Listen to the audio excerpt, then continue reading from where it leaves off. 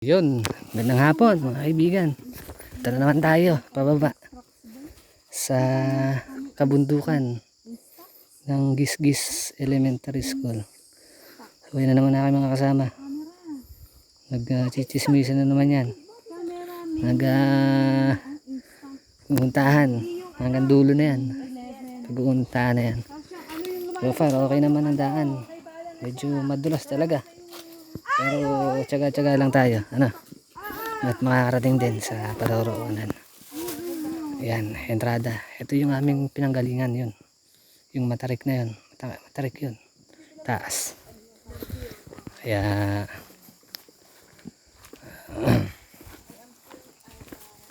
medyo maputik.